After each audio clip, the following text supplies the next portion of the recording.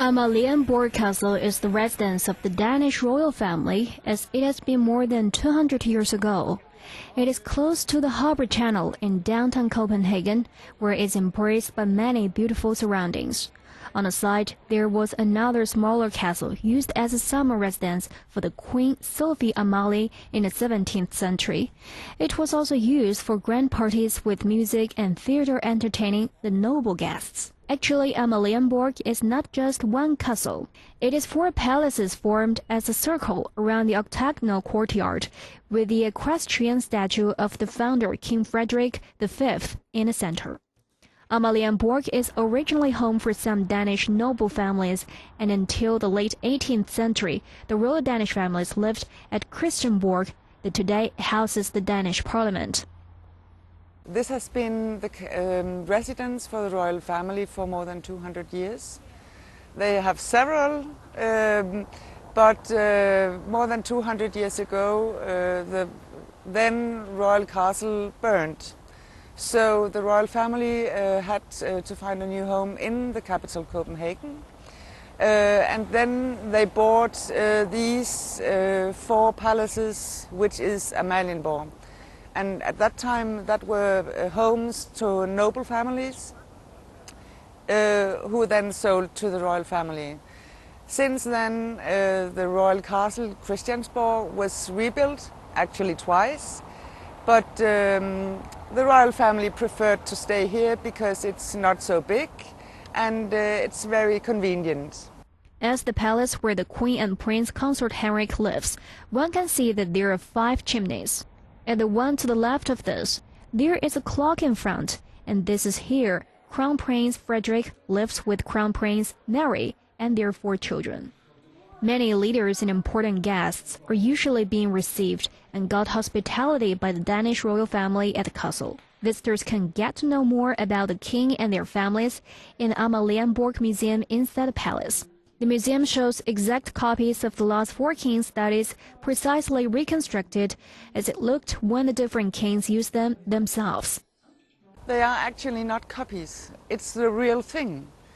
We have in our permanent exhibition the studies of the late Glücksborg kings.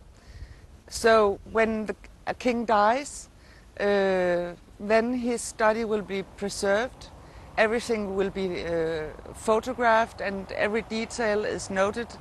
And so when the time has come, this room can be moved from where it was to the museum.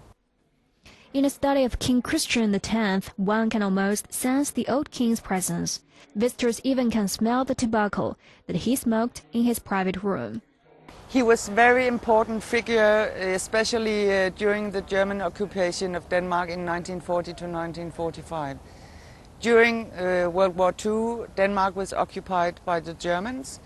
And the king had this tradition that every morning early he took his horse from here and went around on horseback in Copenhagen. And he continued doing that after the occupation, which was seen as a symbol of resistance by the population.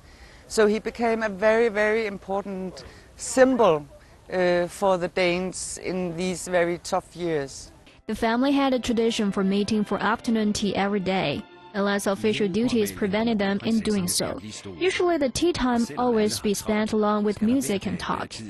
King Frederick was known as a man of the sea, and he was also a rather skilled musician.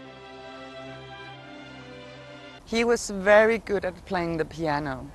He was interested in that since he was a little boy. And his parents, they saw to that he got good music teachers. And actually he was also conducting. For several times he conducted the Royal Danish Orchestra for charity benefits, and he was very good at it. But every day he played the piano. It's exactly as when he died. And this room was put into this palace in cooperation with the Queen, Queen Margrethe, and her mother, Queen Ingrid, who was the widow of King Frederick IX. So everything is exactly as it should be. At the museum, people will understand how the royal family members connected and distributed. The King Christian IX and his family is a good example. They had 6 children, and 4 of those came to sit on European thrones. And they were known all over Europe because of these very important international connections. They had a daughter who became Queen of England. They had a daughter who became the Empress of Russia. A son became the King of Greece. And of course a son, after the father's death, became King of Denmark. So it was a very international family. The son who became the King of Greece married a Russian princess. So it was a very international family, as it still is. And Christian IX and Queen Louise, they were the great-great-grandparents of Queen Margrethe. So it's a long tradition. Amalienborg Castle are on the UNESCO tentative list of World Heritage Sites. For many tourists, it is a great experience to learn the fascinating story of the royal Danish family.